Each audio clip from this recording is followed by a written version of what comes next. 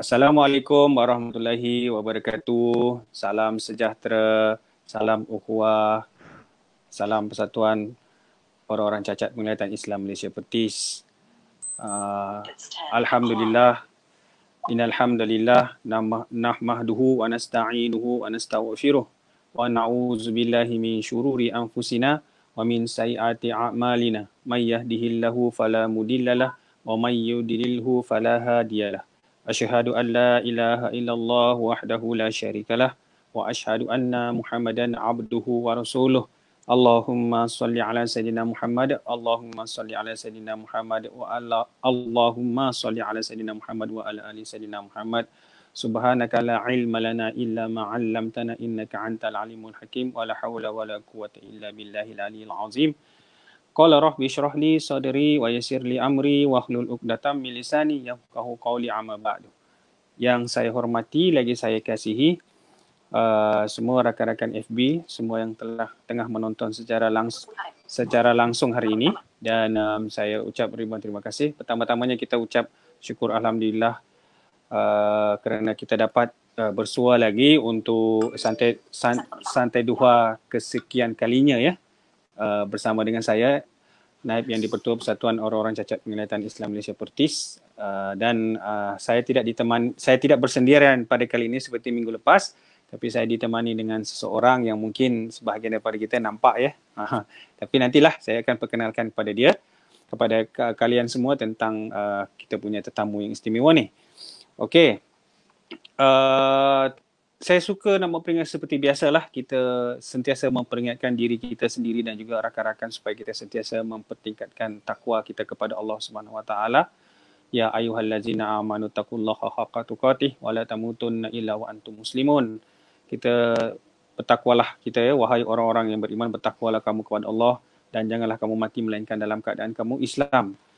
Okey, kita bertakwa ni dengan cara kita menuruti ataupun mematuhi ataupun menjalankan segala titah perintah yang diberikan oleh Allah Subhanahu Wa Taala, dan juga kita sedaya upaya menjauhi apa saja larangan yang diberikan, ya apa yang diperintahkan oleh Allah Subhanahu Wa Taala. Dan mudah-mudahan iman kita semakin lama semakin bertambah dan semakin bertambah. Selawat dan salam kepada junjungan besar Nabi kita Muhammad sallallahu alaihi wasallam, dan disebabkan kerananya lah kita dapat menerima Islam pada hari ini, dan juga salam kita kepada sahabat-sahabat baginda, salam kita kepada keluarga baginda dan seluruh para pejuang Islam, kaum muslimin dan muslimat yang berjuang untuk memartabatkan Islam di muka bumi ini insya-Allah. Jadi pada pagi yang berbahagia ini, saya seperti mana yang saya telah janjikan tadi, saya akan perkenalkan tetamu kita pada pagi yang berbahagia inilah. Tapi sebelum itu saya nak minta supaya rakan-rakan yang menonton pada pagi ini supaya tolong share kan, tolong kongsikan link ini ataupun siaran langsung ini. Mudah-mudahan ada manfaatnya untuk semua kita lah. Boleh tolong share, kita bagi masa dalam beberapa detik untuk teman-teman share kan link ini ke media sosial kawan-kawan lah, media sosial teman-teman di mana-mana saja sekarang ni. Banyak platform media sosial bertaburan di dalam media maya ni. Jadi boleh share kan lah, pertama sekali mungkin Facebook ke, mungkin YouTube ke, mungkin chat, media sosial chatting WhatsApp, nama dia, WhatsApp, WeChat, lepas tu lagi IG, Twitter dan sebagainya. Okey, kita boleh share kan.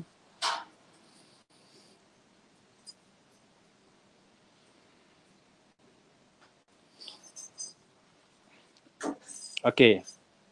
Sementara teman-teman share itu, saya tanpa agak-agak buang masa, kita boleh kita boleh perkenalkan ataupun kita boleh sedikit sebanyak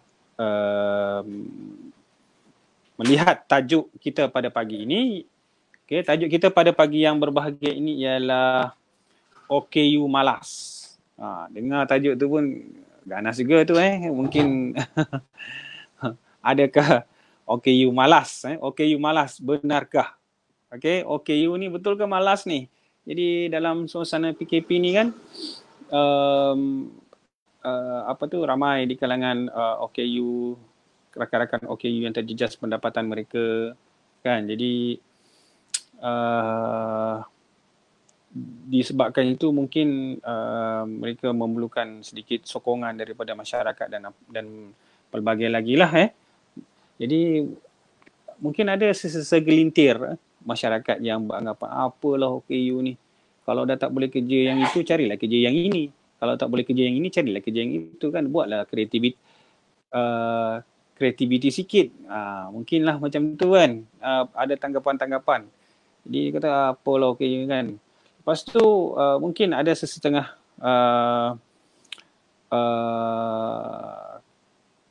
perkataan ataupun pekerjaan ataupun di kalangan OKU kami yang melakukan pekerjaan yang mungkin dipandang serong oleh masyarakat dan mungkin masyarakat berpersepsi tentang malas tu.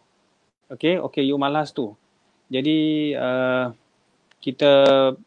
mungkin kita boleh bahas di sini dan mungkin para penonton boleh meletakkan komen ataupun persoalan di ruangan komen dan insya-Allah akan dikupas tuntas oleh tetamu kita yang saya hormati lagi saya kasihi ni dan saya suka cita nak memperkenalkan tetamu kita pada pagi ini iaitu Saudari Nur Hidayu Muhammad Yusof, Ustazah Nur Hidayu Muhammad Yusof. Assalamualaikum.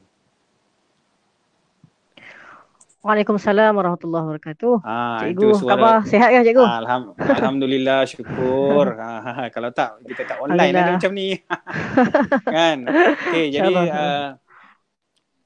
Ustazah Nur Hidayu ni, orang kata sekarang ni kan, dia punya istilah ni bukan kaleng-kaleng orang lah.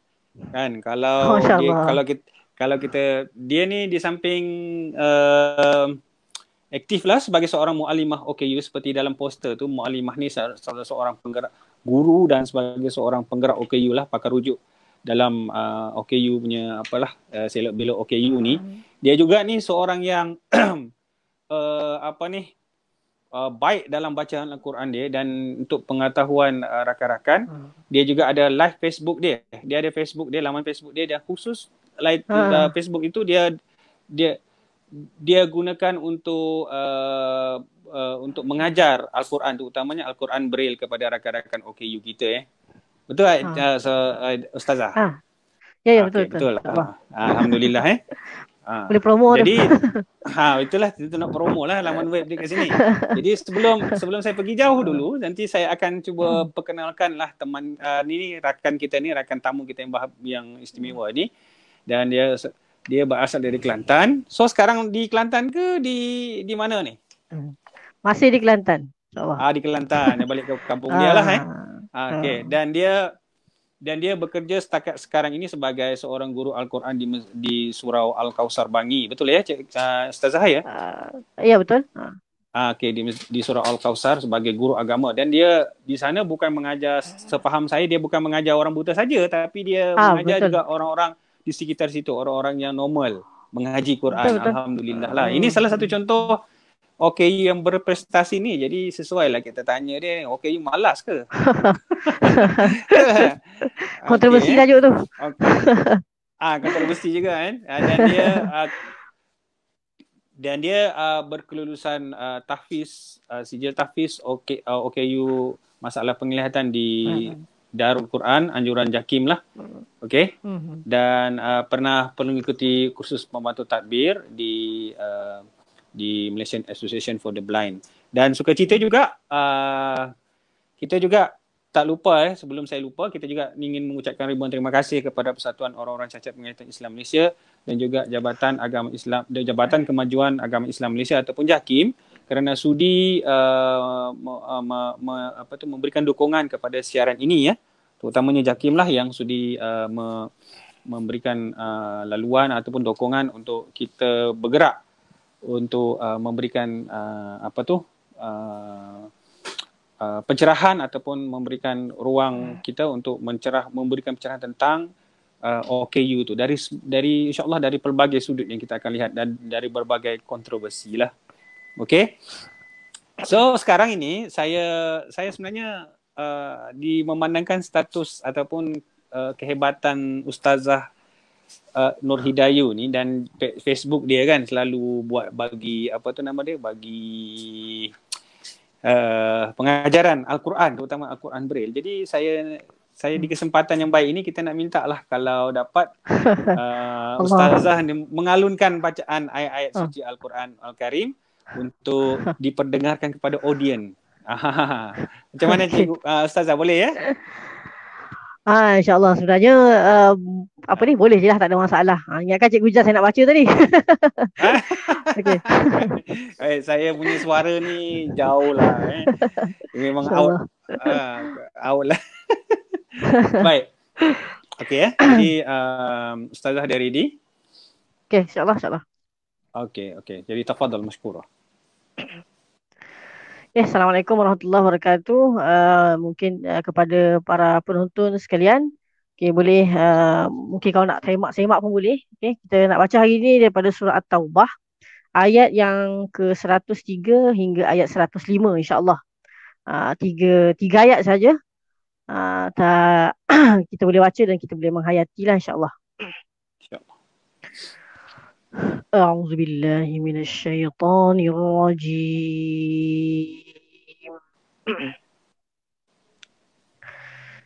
بسم الله الرحمن الرحيم.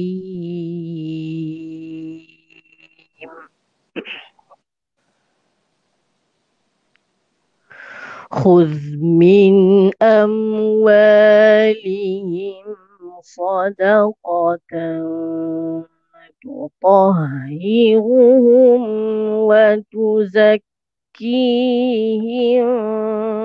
بها وصل عليهم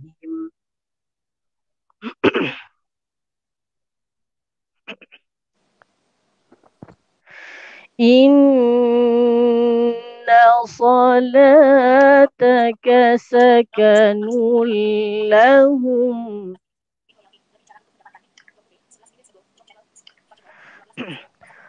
والله سميع عليم.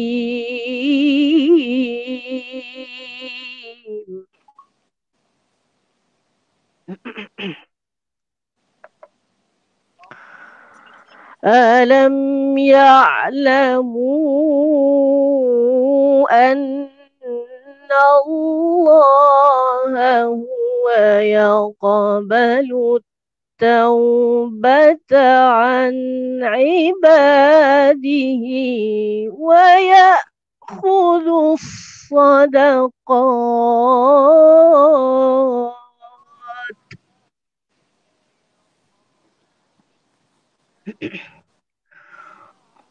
وأن الله هو التواب الرحيم.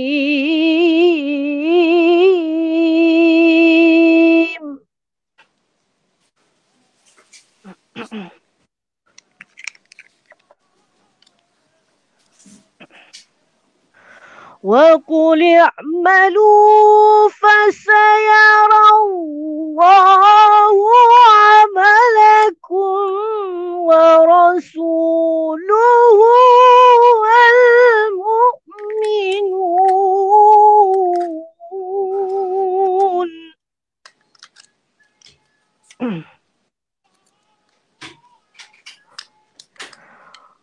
وستردون إلى عالم الغيب والشهادة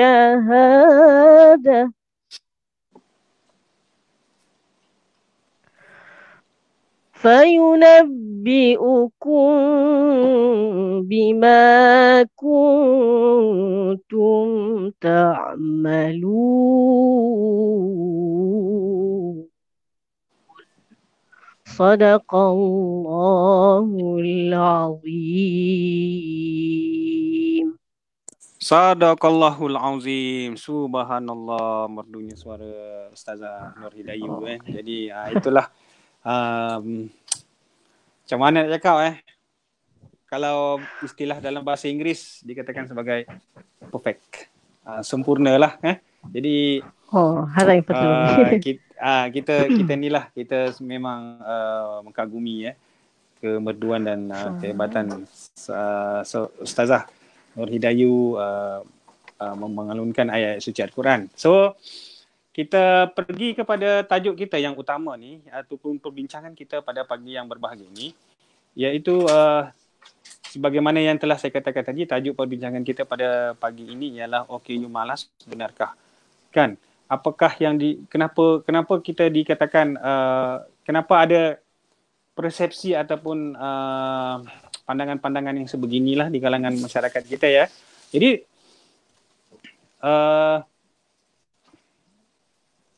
jadi secara umumnya konsep malas ni dia ada dua cabang ada dua bahagian, iaitu kemalasan dari segi akal dan kemalasan dari segi fizikal.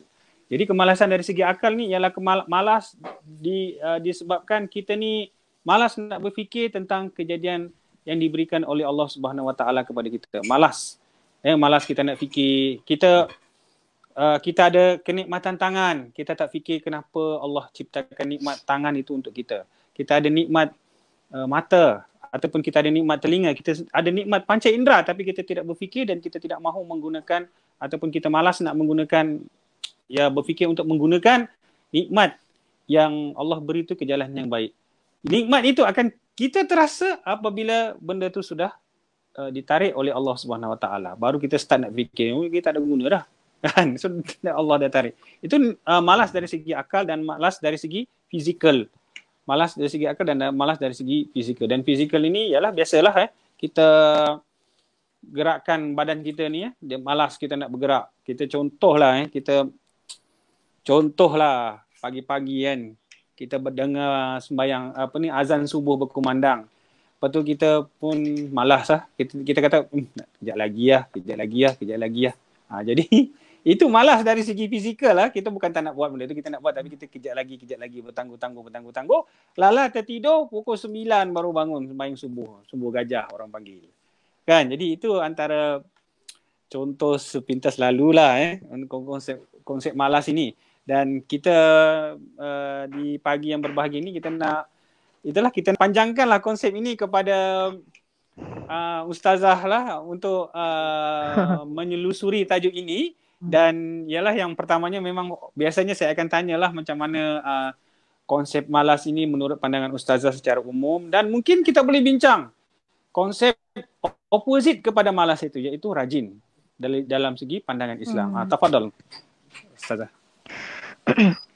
Bismillah, alhamdulillah, salatu wassalamu ala rasulillah wa ala alihi washabihi wa man walah. Allahumma salli ala Sayyidina Muhammad wa ala ali Sayyidina Muhammad. Pertama, terima kasih dulu pada Cikgu Jas kerana menjemput saya dan juga untuk berkongsi lah. Bukanlah tahu sangat, tapi kita nak berkongsi saja.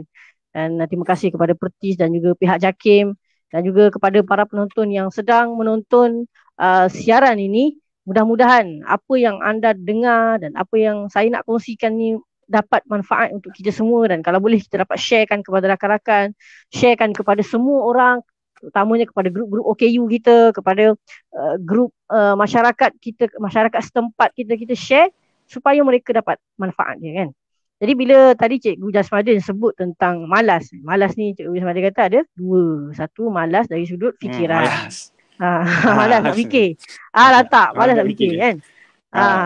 Hari ni kita nak buat apa? Malas. Hari ni nak buat apa? Hari ni nak buat apa? Biarlah, malas nak fikir. Buatlah apa pun. Dia macam ni Ustazah.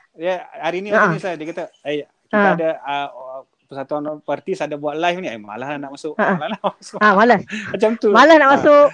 Malas nak fikir. Malas nak buka Facebook. Nak buka Facebook pun malas kan. Sedangkan benda tu senang je. Type je dekat handphone kan. Senang je. Tapi malas dari sudut fikiran, malas dari sudut fikiran macam tu, malas dari sudut hati. Dan kalau malas dari sudut fizikal pula macam tadi, tak bergerak kan. Jadi sebenarnya sebagai umat Rasulullah SAW, sebagai orang Islam, perkataan malas tu tak boleh ada dalam kamus kehidupan kita kan. Jadi kalau kita tengok bagaimana Rasulullah SAW sendiri, kalau kita tengok daripada kecil dia sampai ke besar, dia memang baginda ni seorang yang rajin. Kalau kita lihat bagaimana, kalau kita baca sirah dia kan, bagaimana Nabi SAW seawal, sekecil umur tu, dalam umur 6 tahun, umur belasan tahun itu dia dah apa? Dah mengembala kambing, dah pergi ke Syam untuk ikut bapa saudara dia mengembala kambing. Jadi daripada kecil lagi dia dah diasuh dengan sifat rajin itu kan. Dia apa kita kata meniaga, dia mengembala selain mengembala kambing, dia meniaga juga di Syam. Sampai dia dan bila dia jadi nabi pun dia baginda pun melakukan kerja yang sangat banyak, kurang rehat kan. Saya teringat kata ulama, ada kata seorang hukama, dia kata kita ni dalam orang Islam ni, bila kita dah meningkat remaja, kita dah tak ada masa untuk rehat kan. Hidup kita ni bukan untuk berehat, tapi untuk terus bersemangat berusaha kan. Jadi bagaimana yang dikatakan dalam bahasa Arab kan, manjada wajada, rajin. Kalau kamu berusaha, kamu akan berjaya. Maknanya kita kena rajinlah berusaha. Macam manjada wajada.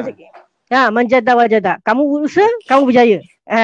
Kan kalau kita kata dalam peribahasa Melayu, usaha tangga kejayaan. Tangga kejayaan, tangga macam kita nak sampai ke satu tempat yang tempatnya tinggi. Kita kena naik tangga kan. Naik tangga, kalau kita rajin nak exercise badan kita naik tangga yang tinggi contohnya kan, daripada kalau dekat KL Central tu, daripada stesen komuter tu nak naik ke atas. Contohnya dia ada dua, satu eskalator, satu eskalator, satu lift dengan satu tangga. So kalau kita ni nak lebih kuat, nak lebih exercise, kita naik tangga. Dan naik tangga tu bukannya tangga yang rendah, tangga yang tinggi. Tetapi kalau kita tak rajin nak naik tangga, kita malas, kita biar duduk je kat situ, tak sampai-sampai dah kita ke atas, betul tak kan? Siapa nak tolong angkat kan? Siapa nak tolong angkat? Tak ada orang nak tolong angkat. Dan betul? Maksudnya kita kena berusaha lebih daripada itulah, maksudnya macam tu. Jadi kalau kita tak berusaha, kita tak akan naik ke atas. Dan kalau kita berusaha, setinggi mana tangga tu pun kita akan dapat naik. Kalau kita berusaha kan. So maknanya macam kalau kita tak berusaha tadi, kita tak naik, takkan sampai ke atas. Dan kita kata so kita nak naik tangga tu, kita kena langkah kaki kita kan. So kalau orang yang dia tak berkebolehan, contohnya kalau macam kita kata orang-orang kita kata orang-orang warga emas, OKU sendiri kan, tak boleh naik tangga. Kalau OKU yang fizikal tu, dia tak boleh naik tangga, dan dia kena naik, boleh naik lift kan dan sebagainya. Tu maksudnya Ustazah, dia kena usaha lah kan. Dia kena usaha lah, carilah. Kalau dia ada sesuatu yang dia nak capai ke atas tu, whatever, macam mana pun, kalau dia ada keinginan nak menyampai ke atas tu, dia harus berusaha lah kan. Dia harus berusaha. Tak boleh duduk kan, tak nak tunggu tangga. Kalau kita tak boleh naik tangga, ya je tunggu. Tak ada orang. Kita kena usaha juga cari tangga tu dengan menggunakan apa yang kita ada lah, diri yang kita ada. Begitu juga dengan rajin ni takkan orang takkan suruh kita rajin. Kita sendiri yang kena rajin. Memang orang cakap je, tolonglah rajinlah sikit. Tapi diri kita sendiri juga kan, macam dalam surah Ar-Ra'd kan, jika kamu tak mengubah nasib kamu kan, maksudnya Allah takkan ubahlah. Allah takkan ubah nasib sesuatu kaum tu, melainkan dia sendiri yang mengubahnya. Jadi kita kalau kita nak dapat apa yang kita nak, maksudnya kita nak capai kejayaan, kita nak nak membolehkan diri kita untuk lebih berjaya daripada orang-orang lain, kita kena rajin lah. Dia begitulah. Dia ada satu persoalan yang terfikir dalam kepala saya, Ustazah. Tadi Ustazah mengatakan tentang ayat yang mafhumnya, kalau Allah tidak akan mengubah nasib seseorang itu, melainkan orang tu sendiri kena merubah nasib dia sendirilah kan. Okey, jadi mungkin ada persepsi di kalangan masyarakat kita secara umum dululah, sebelum kita masuk secara spesifik tentang OKU. Mungkin ada masyarakat yang secara umumnya memandang, buat apa nak kerja, sebab Allah pun dah tetapkan dah kita punya rezeki kan. Kita punya rezeki, kita punya qada dan qadar ni Allah tak buat apa, kita nak usaha kan. Jadi contohlah macam kita nak minat dengan seseorang, kita nak kahwin, misalnya kita minat dengan orang tu kan. Jadi Kalau kita duduk je macam kita buat apa, memang jodoh kita dah ditetapkan dengan oleh Allah Taala, kita duduk tunggu jelah kita. Ya, tak cari ya. Ataupun sekarang duk PKPP lah sekarang ni ada dilonggarkan, tapi walaupun ada lagi rakan-rakan yang terjejas sangat pendapatan mereka. Jadi mungkin ada persepsi yang jadi tak apa, kita tunggu je lah rezeki, sebab Allah dah takkan rezeki lah untuk kita ni. Macam tu. Dari pandangan Ustazah macam mana? Cik Wijah, sebenarnya kita ni ada 3 rahsia yang kita tak tahu tapi kita kena cuba cari.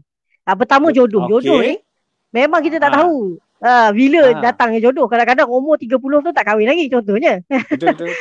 Tapi dan kita harus berusaha untuk mencari tu dengan caranya. Contohnya kita minta mak ayah kita tolong carikan ke, minta guru-guru kita, orang-orang yang kita percaya untuk carikan jodoh untuk kita. Dan kita sendiri pun boleh berusaha juga dengan maksudnya pergi laman web yang Muslim, cari jodoh patuh syariah. Sekarang pun dah ada kan. Jadi kalau kita jadi sebelum tu ni contoh ni kita nak promosi sikitlah. Persatuan orang cacat penglihatan Islam ni pun ada menyediakan platform untuk untuk pencarian jodoh ni. Nama dia Baitul Muslim. Program ini namanya Baitul Muslim. Jadi untuk mengetahui program ini, telefonlah Pertis. Jadi kita boleh daftarkan untuk program ini. Ya, serius ni. Jadi ada betul. Pertis ada program. Okey. Sambung lagi Ustaz, menarik ya. Okey. Kan, jodoh kita kena cari, tak boleh datang. Biarlah aku tak kahwin nanti datanglah jodoh tu kan. Biarlah kan, Allah nak bagi biarlah. Allah nak bagi macam tu kan. Tak boleh juga. Kita kena cari. Dan kita sendiri pun tak boleh lah kalau hidup seorang-seorang tapi tak nak cari kan contohnya. Yang kedua, rahsia Allah ni rezeki. Rezeki ni memang ketentuan Allah. Memang Allah tentukan rezeki. Tapi kita tak boleh tunggu rezeki tu datang. Kita kena mencari rezeki. Kan? Mencari rezeki. Cari rezeki tu. Kalau kita bekerja, kerja betul-betul kan. Kalau tak dapat kerja, carilah kerja kan. Kerja apa saja yang kita boleh buat asalkan kita boleh menyara kehidupan kita kan. Kerja ni sekarang ni, kalau zaman-zaman sekarang ni online pun dah boleh kerja kan. Tapi kita kena carilah. Kita kena carilah. Dan Allah yang memberi.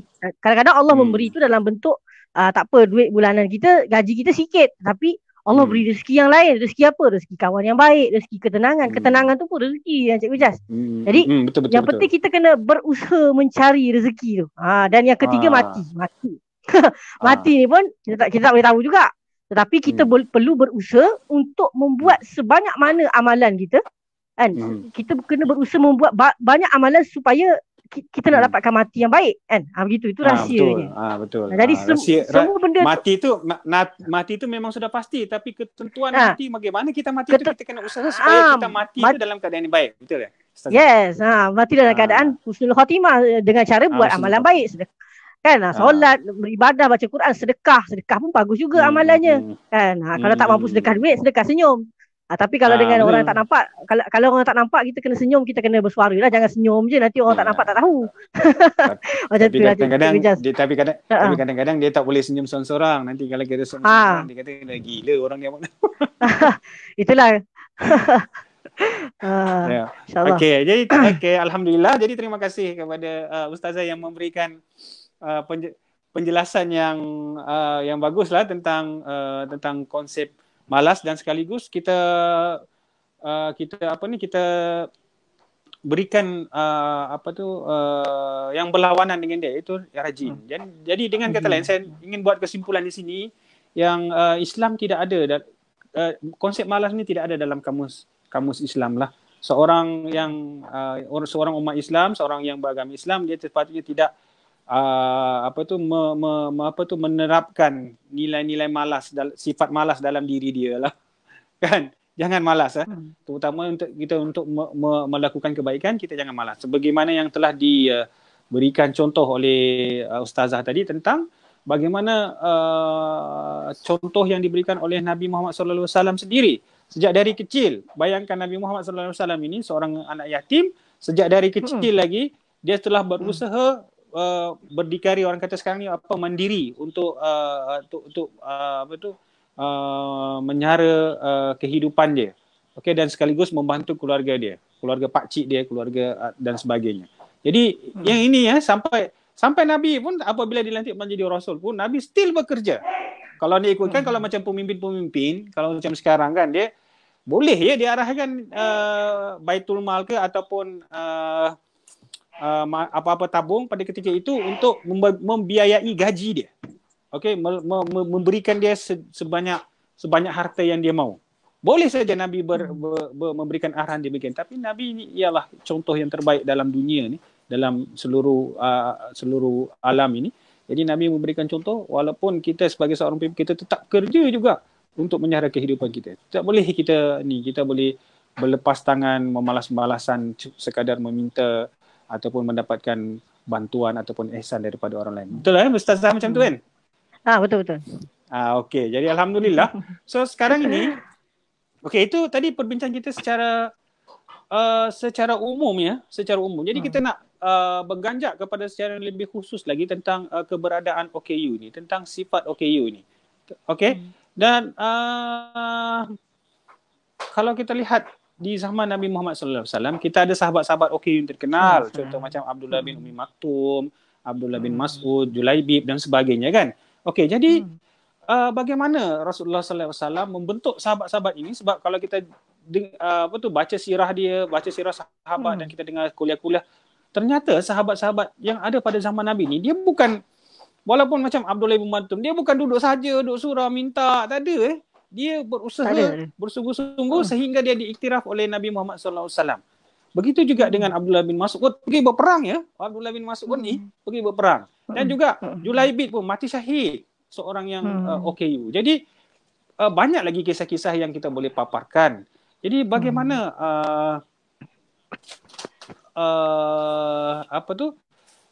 boleh tak Ustazah menjelaskan kepada kita tentang keberadaan sahabat-sahabat Nabi yang OKU, bagaimana mereka ini bukan menunjukkan sifat malas, malahan menunjukkan sifat yang rajin berusaha dan sehingga diiktiraf oleh Rasulullah sallallahu alaihi wasallam dengan keadaan mereka itu. Jadi boleh tafadhal. Subhanallah. Kita sebagai umat Islam dan sebagai umat Nabi Muhammad SAW ni, kita seharusnya bersyukur. Kita semua ni tuan-tuan dan puan seharusnya bersyukur. Kerana apa? Kita dikurniakan ataupun kita lahir pada umat Nabi Muhammad SAW yang memang membawa kita kepada Islam yang sangat berkembang, termasuklah dalam perkembangan memulihkan ataupun perkembangan menyantuni ataupun melayani golongan-golongan istimewa seperti golongan OKU ni kan. Masya Allah, Nabi Muhammad SAW ni akhlaknya akhlak Al-Quran tuan-tuan kan. Dia itulah saya kata kan, kalau kita nak jadi akhlak, nak dapatkan akhlak Al-Quran tu, kita kenalah baca Quran kan. Sebab Nabi pun akhlaknya Al-Quran. Jadi tuan-tuan dan puan, bagaimana Nabi semasa di Mekah dan Madinah dia menyantuni golongan OKU. Macam tadi Cik Ujah sebut tentang Abdullah ibnu Ummu Maktum. Abdullah ibnu Ummu Maktum tu tuan-tuan dan puan, dia yang datang pada Nabi SAW untuk mendapatkan ilmu agama kan? Untuk Nabi sampaikan, minta Nabi sampaikan sesuatu. Dia yang datang. Abdullah ibnu Ummu Maktum yang datang, bukanlah orang Nabi yang cari dia untuk datang ke. Dan waktu tu dia datang tu tengah-tengah Nabi tengah berdakwah dengan pembesar-pembesar. Tapi dia datang untuk apa? Untuk minta Nabi sampaikanlah ilmu agama kepadaku, sampaikan sesuatu kepadaku, aku nak tahu. Jadi bagaimana kita tengok Abdullah ibnu Ummu Maktum itu dia sendiri yang datang. Kan? Dan kita kata contoh lain kalau kita boleh sebut tentang Ibnu Mas'ud kan. Ibnu Mas'ud ni dia berperang dalam perang, dia jadi cacat dalam perang perang Badar kan. Perang Badar. Kerana dia kaki dia kecil sebelah Ustazah. Kaki dia kecil sebelah.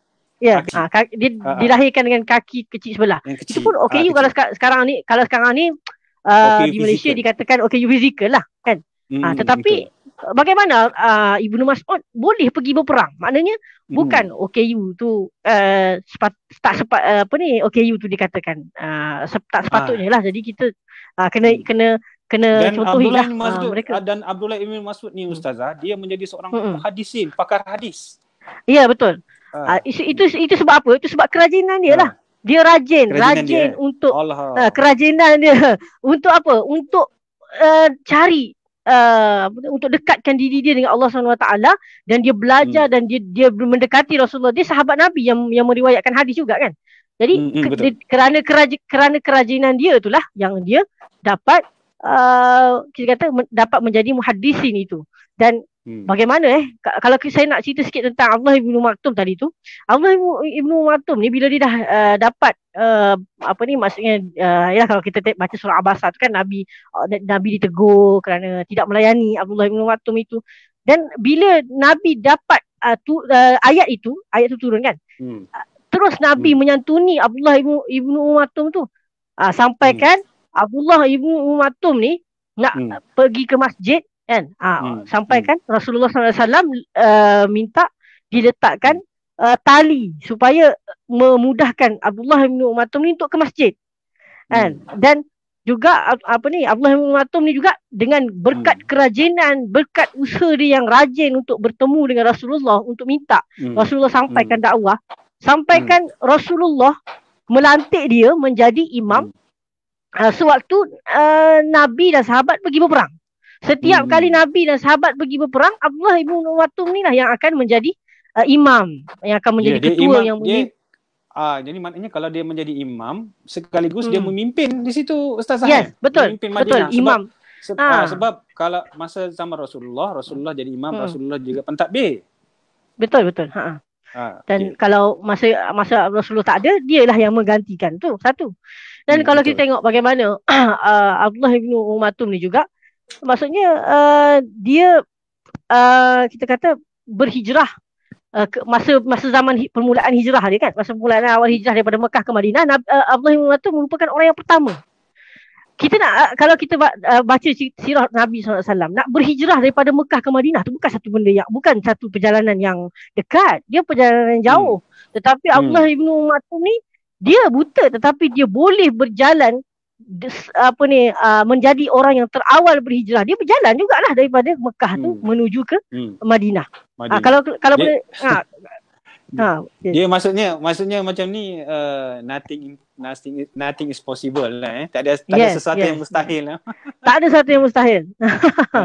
So kalau kita boleh tersentuh sikit Cik Jasmadin tentang Julaibib. Julaibib ni seorang yang cacat juga kan. Dan cacat tak ada rupa pula. Kalau kita tengok pun kita tak berkenan tengok dia, contohlah kan. Sedangkan kurang handsome lah gitulah. Tak handsome, bukan kurang, memang tak handsome lah.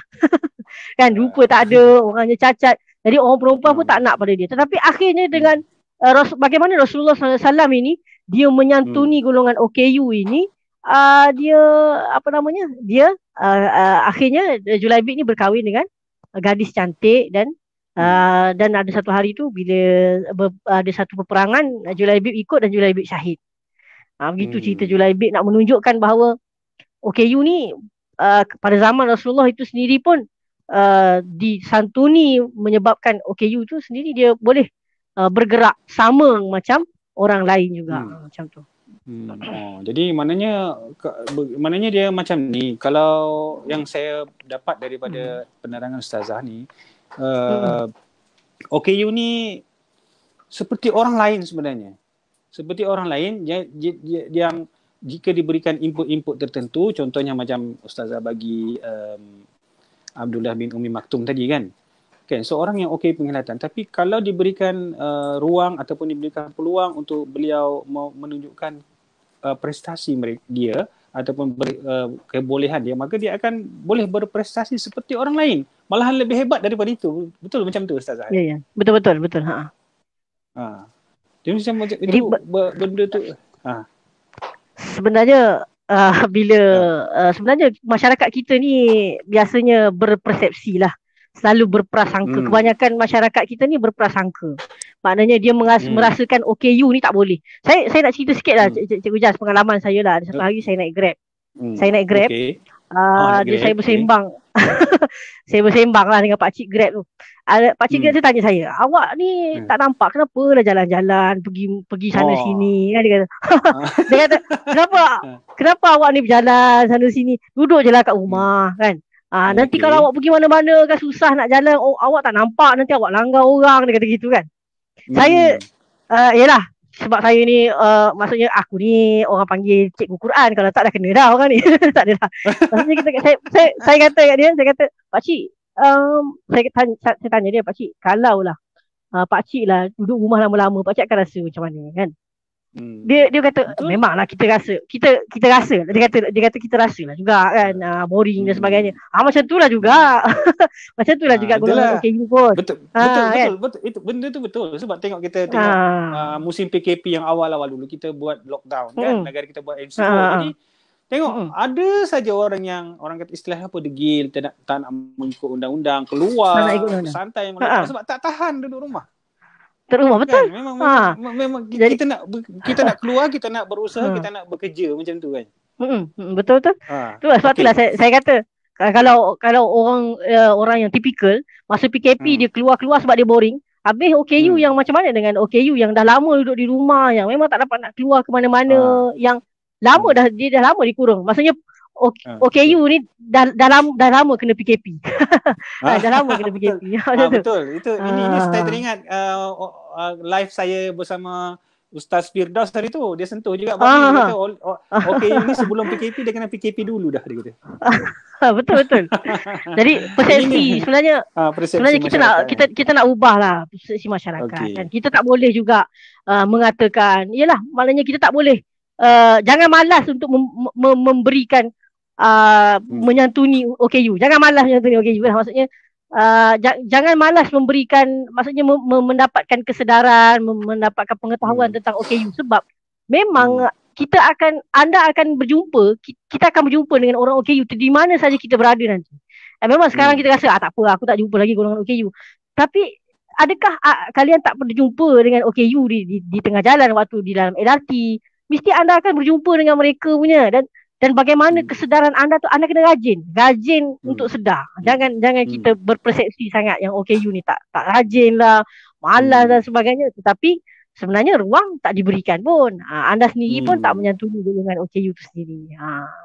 Betul. Okey. Jadi itu pandangan daripada Ustazah, dan kita memang terbukti sebenarnya Islam ini indah, Islam ini sempurna kan. Jadi dan menyantuni ataupun dan ada bab-bab kesempurnaan Islam tu dia terserlah daripada cara kehidupan kita diatur oleh agama Islam itu. Dari segi semua sisi lah, termasuk dari sisi golongan OKU sendiri pun ada Islam meletakkan garis-garis yang tertentu untuk bagaimana masyarakat itu sepatutnya memberi ruang dan peluang kepada OKU itu. Dan OKU itu tidak sepatutnya dibiar, seperti mana kalau kita lihat sirah Nabi, sirah sejarah, tengok zaman jahiliah, bagaimana OKU itu dibiar saja, dibiar macam binatang peliharaan, diberi makan, diberi itu, tapi tidak diberikan peluang untuk mereka bercampur gaul, untuk mereka bersosialisasi di tengah masyarakat, dan di tengah masyarakat untuk menimba ilmu dan sebagainya. Jadi keadaan ini dibetulkan oleh Islam, dan Islam itu datang dengan satu package yang sempurna, untuk utamanya dalam konteks OKU sekarang ini. Kita melihat macam mana Nabi Muhammad menunjukkan keadaan yang Islam ini, tentang bagaimana cara kita untuk memberikan peluang dan ruang kepada OKU ini untuk berprestasi kan. Dan Allah mengangkat darjat OKU ini, dan Allah abadikan dia dalam surah Abasa. Betul tak? Betul. Jadi surah Abasa tu kena tadabbur, kena faham betul-betul surah Abasa. Kita kena kita kena ambil masa yang lain lah untuk kita tadabbur surah Abasa tu, Ustazah. Tapi mungkin boleh sentuh sikit, boleh sentuh untuk ayat 1 dan ayat 2 dia macam mana ke? Okey, baik. Dalam surah Abasa ni, kita tahu Abasa ni maknanya memasamkan muka. Abasa wa tawalla maknanya dia telah berpaling atau memasamkan muka ketika orang buta datang. Itu siapa orangnya yang mengasah muka tu, iaitu Nabi Hmm. SAW ketika Hmm. Abdullah ibnu Maktum datang. Hmm. Datang maksudnya maksudnya Datang datang mesti untuk nak minta dapatkan minta ilmu diajar Quran lah kan. kan, diajarkan ilmu Quran, Ajar. ilmu agama begitu. Ha. Tengok bagaimana Allah uh, meletakkan orang OKU tu, maknanya Hmm. Allah mengatakan bahawa kau tak boleh wahai Muhammad, dalam ayat seterusnya tu kan, wahai Muhammad kau tak boleh buat Hmm. macam ni kan. Orang Hmm. orang buta ni dia takut kepada Allah SWT. Mana tahu dia nak dekatkan Hmm. hati dia pada Allah SWT. Maksudnya Nabi Hmm. ditegur oleh Hmm. Allah. Tapi sebenarnya Allah bukanlah nak tegur Nabi sangat. Sebenarnya Allah nak bagi tahu, inilah zaman kita ni lah yang macam ni. Zaman kita lah Hmm. orang yang tak mempedulikan, ramai masyarakat yang tak mempedulikan OKU ni. Zaman sekarang lah, zaman yang Hmm. ramai masyarakat yang kurang kesedaran terhadap Yang golongan ada OKU. persepsi ya, ada persepsi banyak sangat persepsi Persepsi di tu. kalangan dalam kalangan KU ni. Yes, Okey. yes. Baik. Okey, jadi alhamdulillah, jadi kita dengar tadi penjelasan yang panjang lebar dan terbaik daripada Ustazah ya. Jadi sebelum kita pergi jauh lagi Ustazah, kita suka hati suka cita untuk kita melihat apakah yang ada dekat komen-komen yang ada dekat Facebook kita ni. Okey. Okey, daripada Kasmah Bahrum dia bagi salam, Assalamualaikum. Assalamualaikum. Kasmah Bahrum ni sebenarnya dia penonton setia saya, Cikgu Jas, dalam dalam live okay. GMS. Alhamdulillah lah. Jadi ada masuklah dia. Masuk okay. insya-Allah. Kita ada beberapa view sekejap kita cari lagi. Okey, kalau ada soalan boleh tanya soalan lah, insya-Allah. Okey, ada satu pandangan di sini daripada saudara kita, saudara Syafiq Jamil Okey, Syafiq Jamil, Assalamualaikum Cikgu Jasmadi dan Ustazah. Waalaikumsalam warahmatullahi wabarakatuh. Dia kata di komen kat sini, okey, OKU ni tak malas. Okey, OKU ni tak malas tapi tidak diberi peluang kerja sebab kurangnya pengetahuan. Tidak diberi peluang kerja sebab kurangnya pengetahuan. Jadi mungkin boleh Ustazah bagi respon? Ya. Betul sebenarnya. Sebelum itu Muhammad Rizwan dia bagi salam juga. Kita Assalamualaikum warahmatullahi wabarakatuh lah. Okey, sama. Okey, siapa ni? Tentang Syafiq Jamil. Terima kasih saudara Syafiq Jamil. Baik, sebenarnya betul, kalau nak cakap malas ni sebenarnya bukan semua orang ni adalah sifat malas kan. Tapi sebenarnya kalau kita nak kata OKU tu semuanya malas, tu pada saya tak betul lah. Memang kita kata kan mungkin ada lah, tapi kita tak boleh nak ambil yang ada tu. Kita ambil yang banyak, yang memang nak cari ruang, yang nak bekerja kan. Ya betul, sekarang ni memang ramai rakan-rakan OKU kita yang lagi-lagi waktu PKP hilang pendapatan kan. Bukan mereka malas, tapi mereka tidak diberikan ruang kerja untuk mereka tu tak banyak kan. Betul. Kalau macam bila pihak kerajaan mengatakan 1% kan, 1% tu berapa orang saja yang dapat kerja dan sebagainya kan. Tetapi pada saya itu semua persepsi lah. Kalau kata OKU tu malas sangat tu, taklah, dia persepsi. Sebenarnya ramai je OKU kita yang rajin dan mereka nak kerja tetapi mereka tak dapat ruang pekerjaan itu. Macam tu. Okey, mungkin mereka tak dapat ruang pekerjaan sebab tidak diberikan kurang pengetahuan. Kurang pengetahuan macam saudara Syafiq kata tadi tu. Dan kurang pengetahuan ni bukan sebab apa, sebab tidak diberi peluang, tidak diberikan ruang menimba pengetahuan itu, menimba ilmu. Betul. Kita bagi contoh saja Abdullah bin Umi Maktum yang Ustazah terangkan tadi. Kalau sekiranya Nabi SAW tidak memberikan dia ilmu tentang Al-Quran, maka kita mungkin sejarah ini mungkin berubah. Mungkin kita tidak nampak Abdullah bin Umi Maktum tu dalam sirah para sahabat Nabi yang hebat. Betul kan?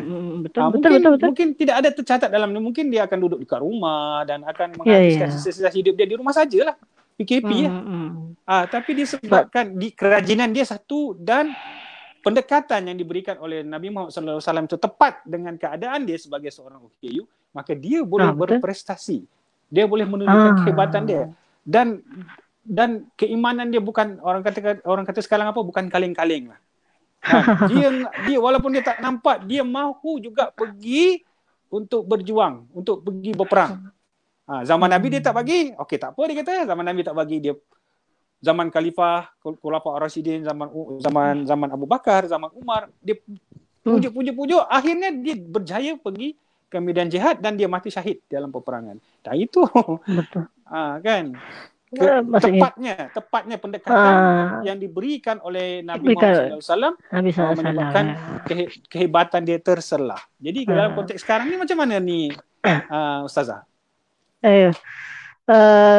Yelah, selain daripada kita cakap tentang OKU tu sendiri, sebenarnya yang tak kurang hebatnya berperanan ni Cikgu Jas adalah pihak pemerintah lah kan, pihak kerajaan, dalam organisasi syarikat dan sebagainya. Tapi maksudnya Nabi seorang pemimpin kerajaan, ketua kerajaan yang dapat betul-betul menyantuni golongan OKU, bagaimana kan.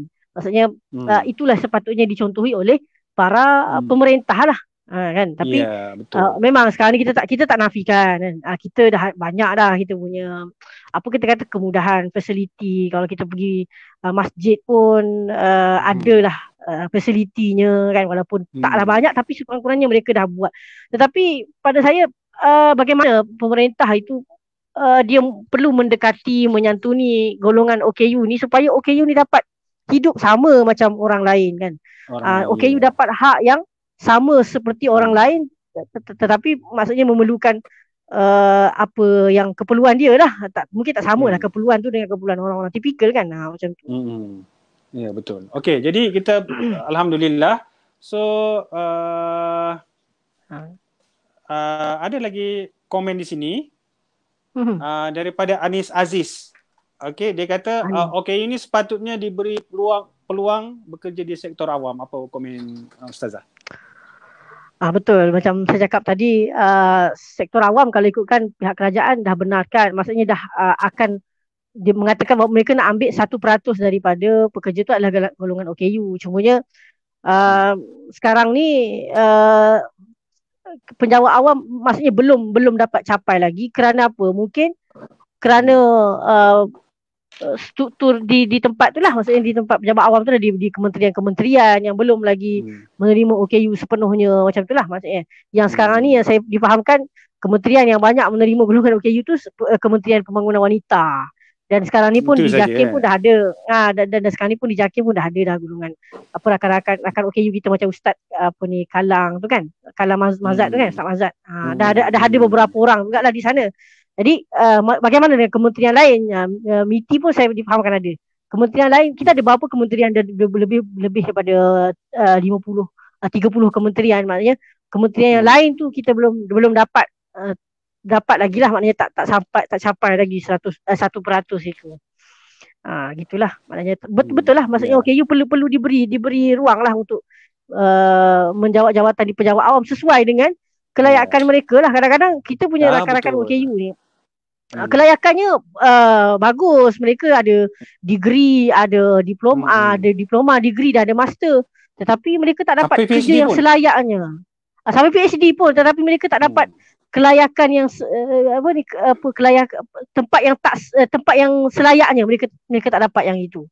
Tapi kita tak boleh nak kata OKU tu tak nak cari kerja dan sebagainya. Bukan tak nak cari, walaupun mereka ada PhD, bukan mereka tak nak cari kerja, tetapi ruang tak ada untuk mereka. Gitu. Ya, ruang tak ada untuk mereka. Dan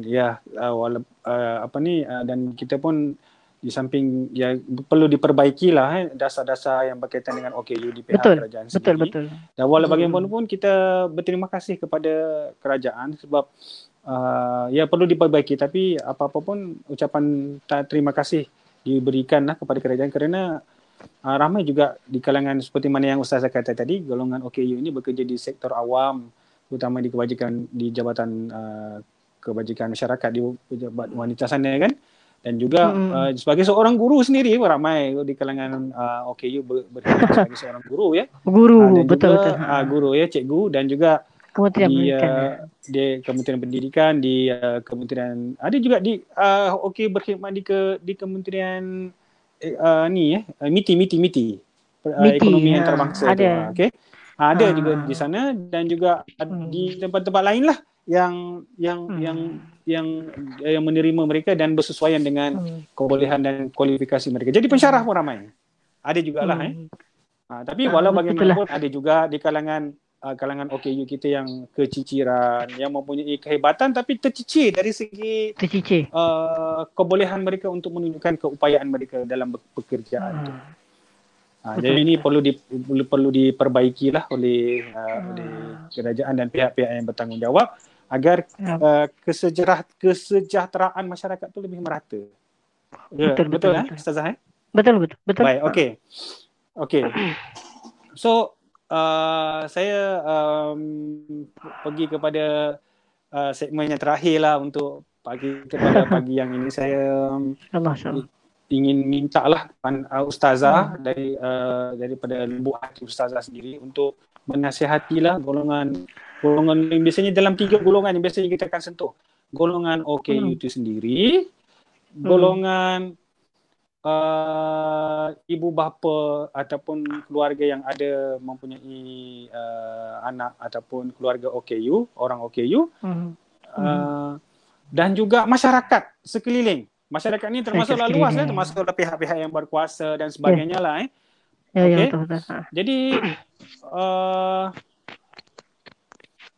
Jadi apakah nasihat Ustazah tentang dari 3 golongan ini tentang persepsi yang negatif itu. Jadi macam mana OKU nasihatkan golongan OKU supaya mungkin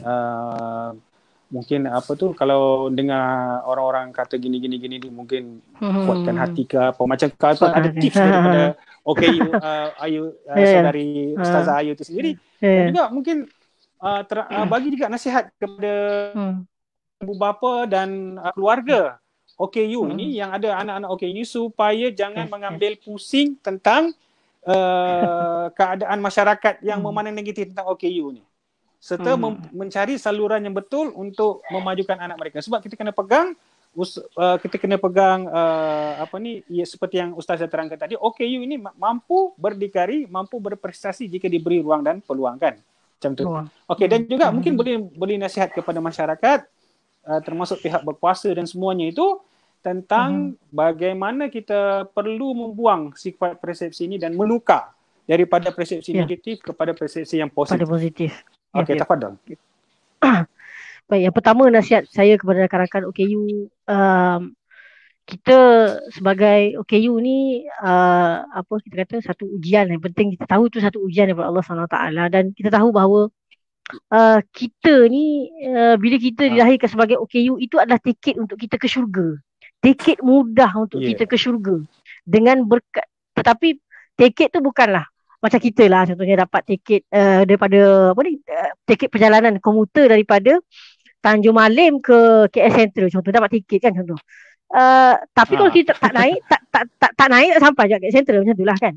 Jadi begitu juga kita ni adalah, kita dah dapat tiket lah, tiket percuma untuk ke syurga. Tetapi kalau kita tak bersabar, kalau kita kita kata menidakkan ujiannya lah, betul lah kita katakan kita tak dapat kerja dan sebagainya, tapi kita kena ada satu sifat, iaitu sifat sabar, dan kita kena perkuatkan usaha lagi, kena rajin berusaha. Dan saya selaku rakan-rakan yang ikhlas nak nasihatkan kepada rakan-rakan kita semua ni, kita kena bergabung lah, maksudnya bercampur dengan masyarakat tipikal. Sebab masyarakat tipikal ni sebenarnya ada masyarakat yang memang dia nak membantu tetapi dia tak tahu macam nak bantu. Jadi sebenarnya betul kita kata ramai orang yang dia berpersepsi, maksudnya dia tak nak tahu pasal OKU. Tapi kita sendiri sebenarnya kena bersama dengan mereka. Tak kira kalau contohnya kita di universiti, contoh kita cubalah bergaul dengan persatuan-persatuan mahasiswa kita terutamanya. Kan? Duduklah di majlis perwakilan dan sebagainya supaya masyarakat sana dia tahu, sebenarnya OKU ni perlukan sesuatu. Mereka ni boleh sebenarnya, mereka tahu kita boleh. Dan percayalah cakap saya, yang mananya OKU ni jangan duduk terperap je lah. Yes, jangan duduk saja tunggu. Kita kena ini sifat malas ni. Betul. Jangan malas. OKU jangan malas. Maknanya jadi kita kena percayalah cakap saya. Kalaulah mereka tahu kebolehan kita, mereka sendiri yang akan sebarkan tentang kelebihan kita ni kepada rakan-rakan mereka. Percayalah cakap saya. Ah, uh, uh, bercampur dengan tipikal kan. Mana tahu jodoh pun dapat orang tipikal contohlah. Kan? Ya, kau tahu Tak, kan? okay. Ya. Itu kena cari tu. Dan ingat kita punya susah payah dalam kita melalui hidup dan rezeki Allah beri. Memang kita tak dapat kerja, tapi bila kita bercampur dengan orang-orang tipikal, mereka akan membantu kita semampu yang mereka, apa yang mereka ada. Walaupun kita tak ada duit banyak pun, tetapi kita dicukupkan oleh mereka yang ada di sekeliling kita yang membantu kita. Kan? Yang kita tak ada duit banyak, bulan-bulan PKP tak ada duit, tapi kita tenang. Ada orang begitu tuan-tuan dan puan. Waktu COVID-19 ni tak ada duit pun dia. Duit gaji tak dapat. Tetapi dia tenang kerana apa? Dia ada kawan-kawan yang boleh membantu dia, yang sentiasa take care tentang dia, empati pada dia. Macam tu. Betul. Begitu. Dan nasihat juga saya kepada keluarga, ibu bapa, supportlah anak-anak. Supportlah anak-anak anda. Untuk kita nak kata bahawa itu ujian untuk anda, ya betul, anda tahu yang itu, tetapi supportlah mereka. Janganlah, maksudnya kadang-kadang yang jadi begitu sebab ibu bapa yang dia tak support anak dia. Bila anak dia nak kerja contohnya, okey, anak dia dapat borang SPA, dah dapat kerja tapi kena pergi Perak, dia tak lepaskan anak dia. Kenapa? Takut apa ni, tak sesuai dirilah, takut tak boleh urus dirilah. Maknanya betul kita sayangkan anak-anak kita, tetapi dalam masa yang sama kita kena support dia untuk dia jadi lebih baik. Betul. Sebab ayah ni memang dia sayang anak, tetapi kita tak tahu macam mana nanti kita semua ibu bapa ni akan pergi, siapa yang nak jaga anak-anak kita. Jadi kita kena fikir yang itu. Kalau nanti macam kalau ibu bapa tu besok-besok dah tak ada, dah meninggal dunia ke macam mana? Macam mana siapa yang anak itu nak berdikari? Betul. Macam itu yang mak ayah saya, dia walaupun dia berat hati nak lepaskan, kalau saya anak kami adik-beradik kan, berat hati nak lepas, tetapi dia fikir kalau nanti aku tak ada nanti kan, kalau aku tak ada nanti siapa yang nak fikirkan tentang mereka. Jadi mereka sendiri juga kena berusaha kan. Jadi begitulah juga dengan ibu bapa yang lain. Jangan biarkan anak-anak tu duduk di rumah, anda merasakan anda boleh tanggung dia, anda boleh bagi duit dekat dia, tak apalah, tak kahwin pun tak apalah, mak boleh bagi duit kat kau, dia kata gitu. Tak kerja pun tak apa, duit kita makan je apa yang ada. Tak boleh tuan-tuan. Betul. Masalah juga kan kalau dia bagi duit tapi dia tak benarkan anak dia pergi belajar, pergi menuntut, macam mana nak kira duit tu? Betul. Sebenarnya betul lah kan, kita jadikan anak kita tu sebagai kita yang sama rata, anak yang tipikal dengan anak yang OKU.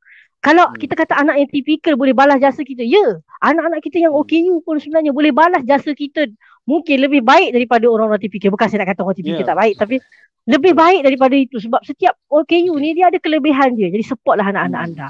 Bukan dan setiap, kepada masyarakat, setiap insan yang dijadikan anak-anak anda yang anak Adam. Setiap anak-anak Adam ini pasti ada kelebihan dia yang tersendiri, betul tak?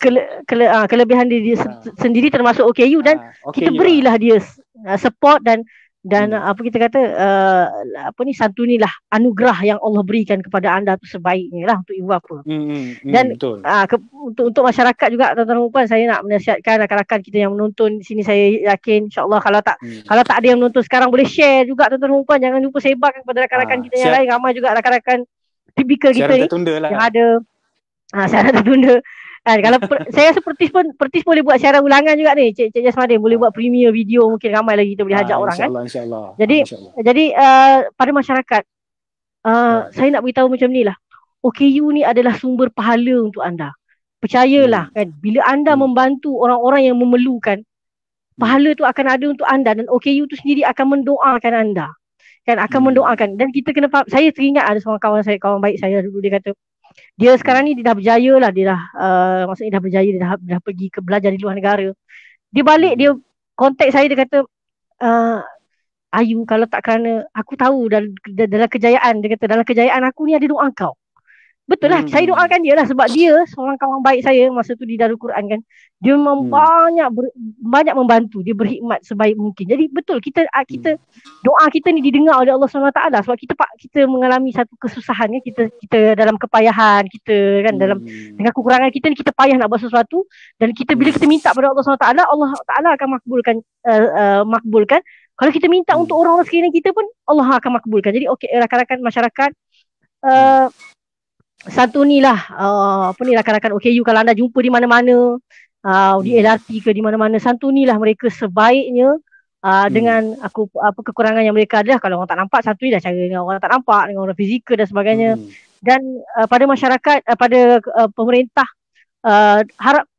harapan saya adalah dapat memperbaiki dasar-dasar. Sekarang ni Cik Mujas, orang buta, okay, kita dapat dah jalan, kita dapat dah take line kita, kita dah ada Hmm. apa tu line kan. Hmm. Orang kursi roda dia ada tangga bergerak. Jadi sekarang ni mungkin kalau boleh kita sentuh sikit tentang OKU bahasa isyarat. OKU bahasa isyarat ni pun mereka OKU pendengaran kan, mereka perlukan juga, kita perlu dekatkan juga diri mereka dengan agama. Dan saya sangat-sangat menyarankan agar ceramah-ceramah di Sebenarnya masjid-masjid. kan saya celah dulu ya, Ustazah. Okay. Sebenarnya OKU Okay. pendengaran ni lebih sukar kehidupan dia, sebab pada keadaan biasa dia tak nampak seperti OKU, telinga dia ada. Walaupun dia seorang tak nampak ada pekak, tapi telinga dia ada. Kalau orang buta ni dia nampak mata dia, kita tengok dia rosak dan sebagainya kan. Tapi kalau orang pekak ni macam mana kita?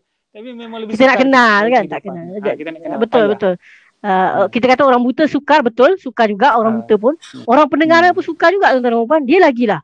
Dia kalau kita tak bantu dia suka nak dapatkan ilmu agama. Itu paling penting. Sebab tu di masjid-masjid kalau ada ceramah-ceramah, saya sarankan pihak-pihak kerajaan, pihak pemerintah ni dapatlah menyediakan guru bahasa isyarat, dan kalau boleh tawarkan orang untuk belajar bahasa isyarat dan sebagainya. Letakkan di masjid-masjid anda kursus bahasa isyarat ke macam mana. Jadi bukan saya nak kata sebab OKU penglihatan pun dia memang ada kesukaran dia mungkin nak dapatkan bahan bacaan dan sebagainya. Betul, itu pun satu juga kan, bahan bacaan yang kurang dan sebagainya.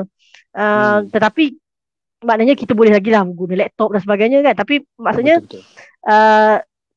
setiap OKU ni memang ada kesusahannya, kesukaran dia lah. Tetapi apa kesukaran OKU tu kerajaan perlu ambil tahulah. Betul. Jadi itu harapan saya, insya-Allah. Ya, alhamdulillah lah. Jadi sebelum kita tutup ni, ada lagi satu komen daripada Anis Aziz ni, saudari Anis Aziz ni mungkin seorang OKU. Dia kata dia nak kerja tapi family tak bagi lepas dia kerja. Dia macam mana tu?